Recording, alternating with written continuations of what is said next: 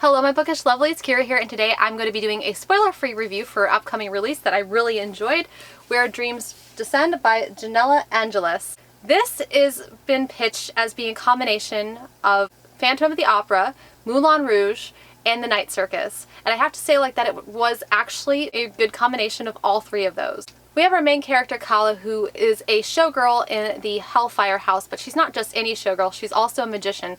She's actually enters into the stage from a chandelier that she's swinging off of, which actually kind of reminded me quite a bit of what Satine was in Moulin Rouge, as she kind of was lowered from the ceiling into the crowd to kind of make an entrance. So it definitely had a reminiscent of the Moulin Rouge, especially because not only is she a showgirl, but she's actually a very talented and very powerful magician. She has been at the Hellfire House since she can remember, since she was a little baby. She was actually dropped off, so she has a very mysterious past. We don't really know who her parents were. We don't know anything about her, aside from the fact that she's lived at the Hellfire House and was raised by the man who owns the Hellfire House.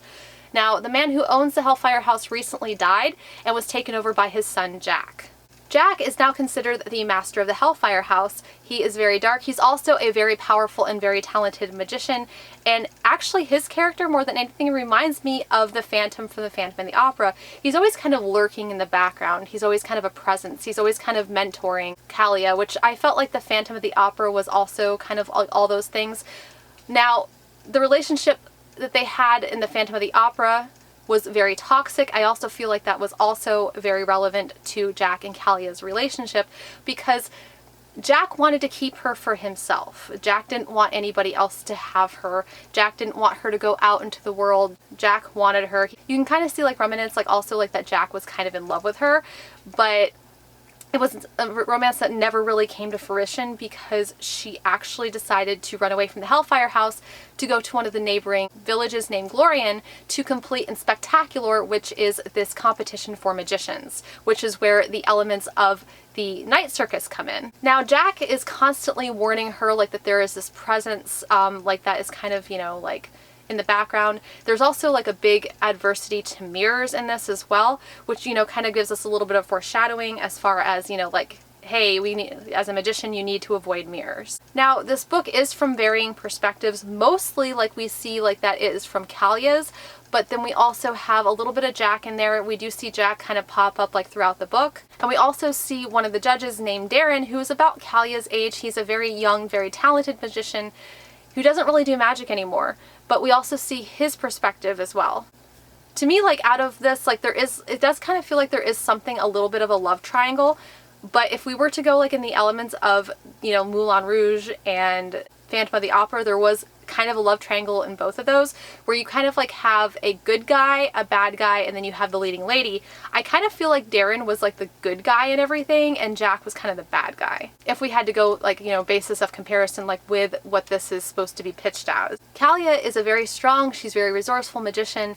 Of course, magicians do not have unlimited amounts of power. They still have to kind of pace themselves. They still get, especially Kalia, she gets very, very exhausted if she exerts herself too much.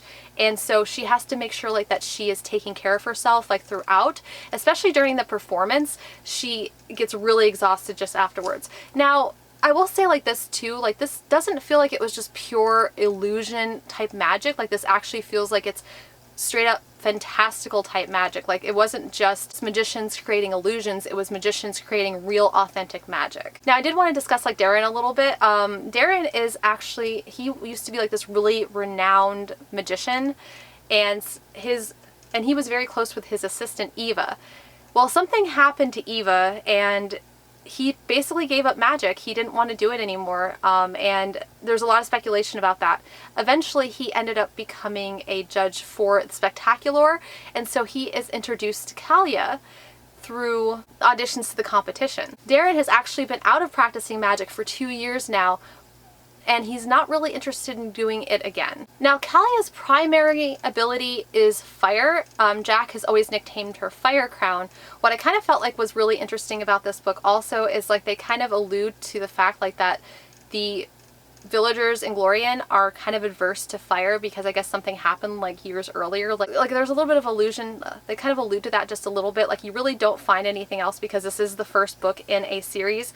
And so they don't like really talk about anything past that. They realize like though that she's going to be a very powerful and very controversial performance because of the fact that her primary power is fire, and a lot of the villagers of Glorian are kind of fearful of fire. So they feel like that she's going to be a very strong performance for this. I do like Darren, but there's also Kala's assistant Eros, and he is actually the street thief that she picks up when he's trying to pick her pocket when she first gets to Glorian, and realizes like that he would be a perfect assistant for her.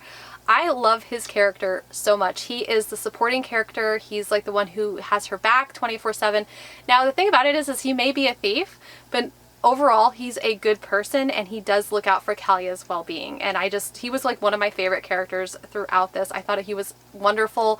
He was exactly like the warm-hearted, like best friend that she needed throughout this, and I loved it. Overall, like this book was really wonderful. It was very atmospheric.